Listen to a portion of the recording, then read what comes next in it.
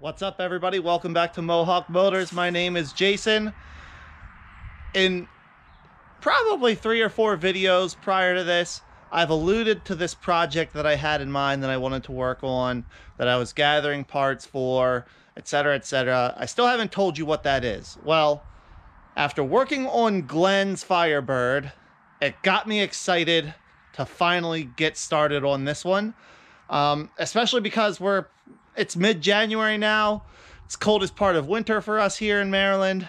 So it's a good time to start on this, and hopefully I can have it drivable by springtime when the weather starts to get nice again. So here it is. Boom! This is a 2002 Chevy Camaro.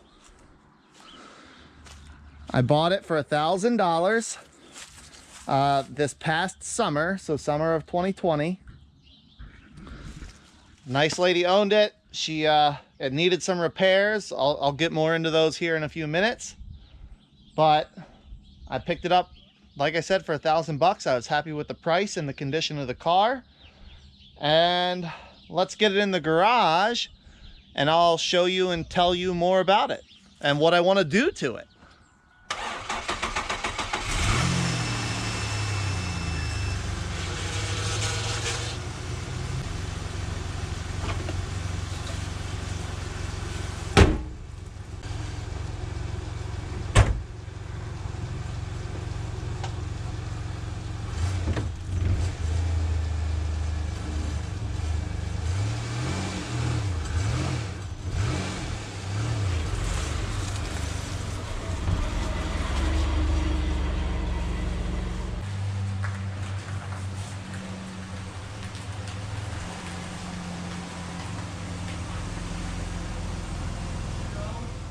For those of you keen observers, you probably saw when I jump started it, this is a V6 car.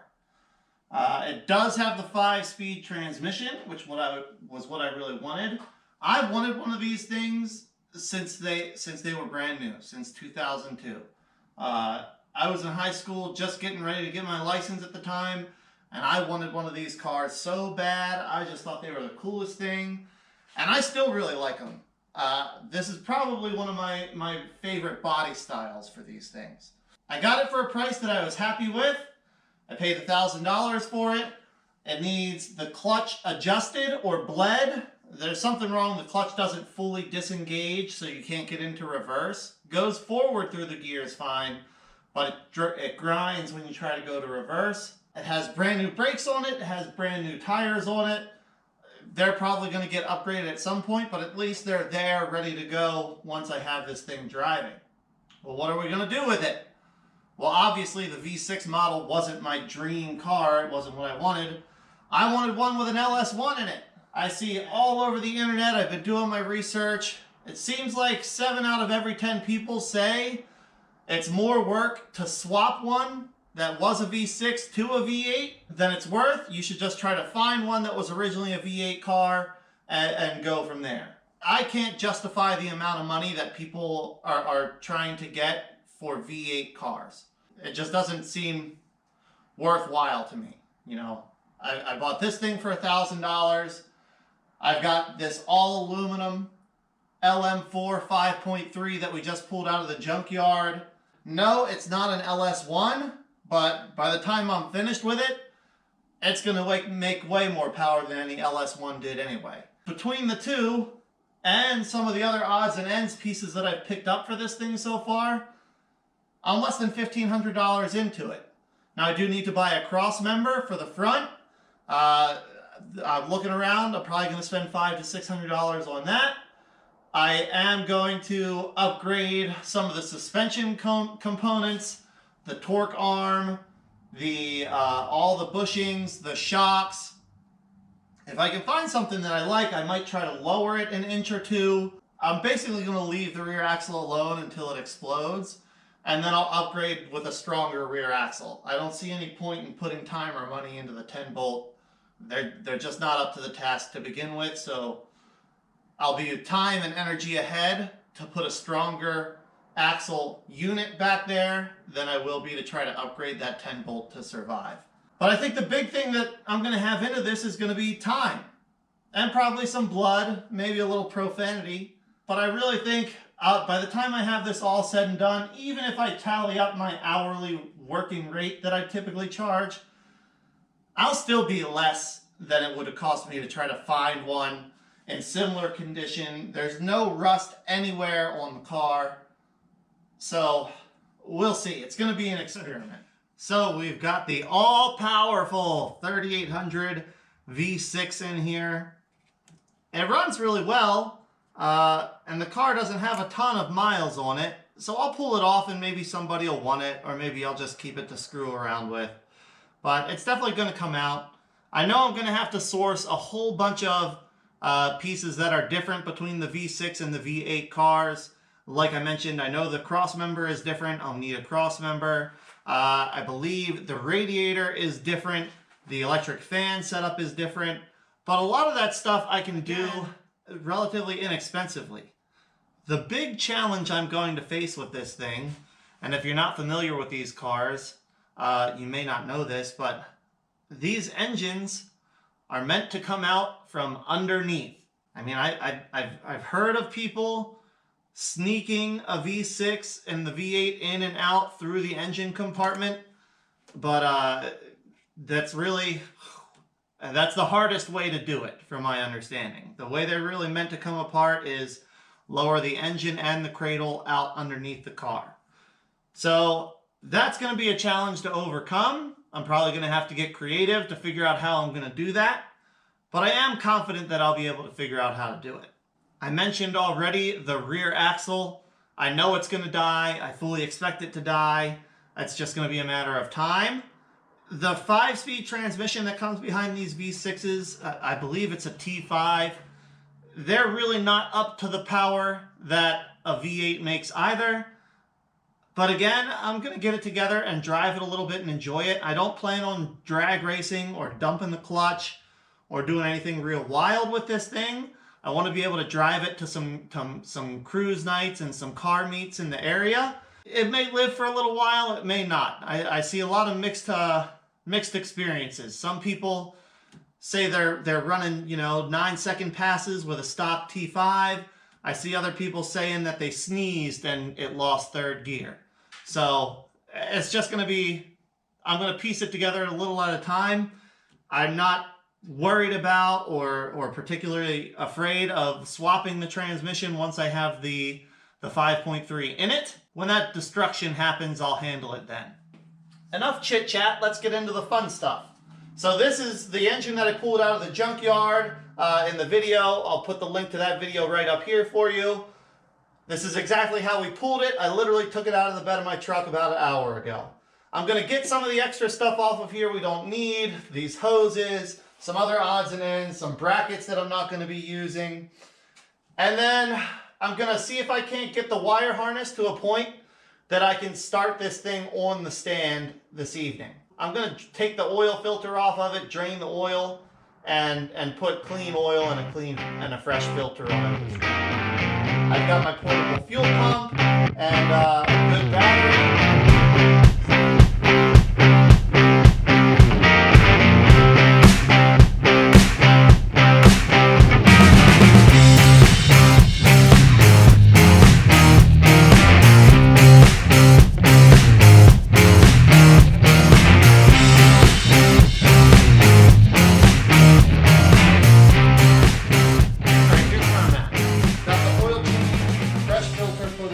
I've got my wiring, I think, ready to go. I've got all of my pinks connected together over here. I've got the other half of the pinks connected together here. So these will go to battery positive. I've got all my grounds connected together right here. These will go to battery negative. Now this one only had one orange going up to the fuse box. Usually there's two orange with black, and there's another one here that runs over to this connector.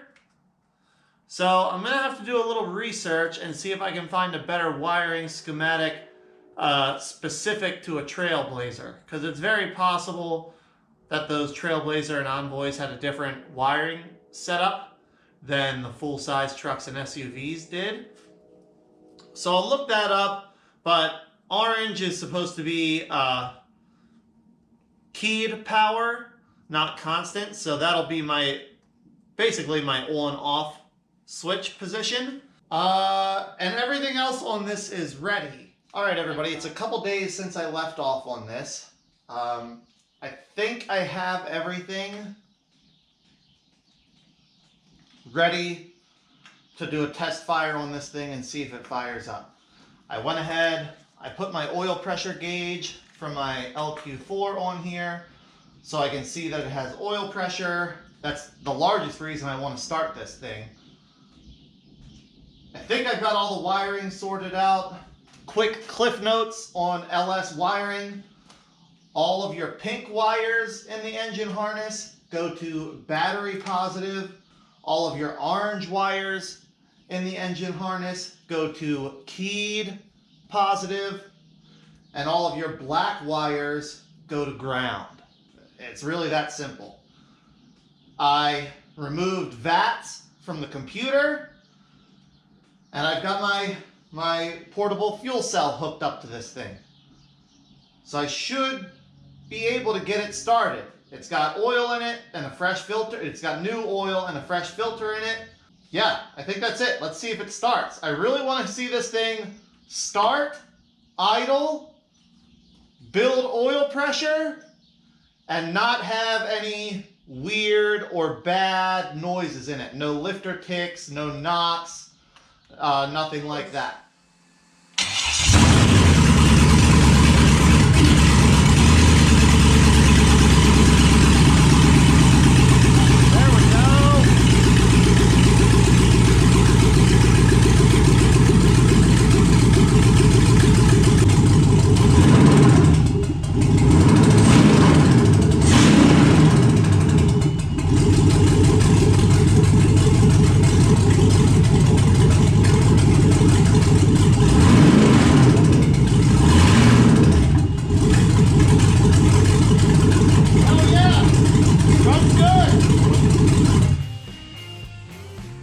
Hell yeah, runs great. I'm very happy with that. Junkyard engine for the win, team. Okay, well, we've got our start. We've got our project car right here, our 2002 Camaro. We've got our 2004 LM4, all aluminum 5.3 V8, poor man's LS. So I'll gather up all the parts that I haven't found yet. I still need a cross member. I still need an intake manifold. I ordered all the other parts that I need for the engine. And I'll need some clutch pieces and probably a few other odds and ends, accessories, maybe a different radiator, that sort of stuff. I'm gonna leave the engine naturally aspirated this year. I'm gonna do cam, valve springs, that sort of stuff, but no power adders until next year. So hopefully I can actually drive it and not grenade the transmission this summer. I think overall it should be relatively straightforward. I mean, these cars came with LS engines from the factory. So I know most of the stuff will cross over and interchange. It's just going to be a matter of getting the right parts and pieces and getting them in where they belong. So hopefully you guys will find it entertaining. If you have any parts that you think I might need that you'd like to sell or donate, leave it down in the comments below. If you have any ideas of something else I should do while I'm working on this thing, leave that in the comments below also. Thanks so much for watching, and until the next time, take care.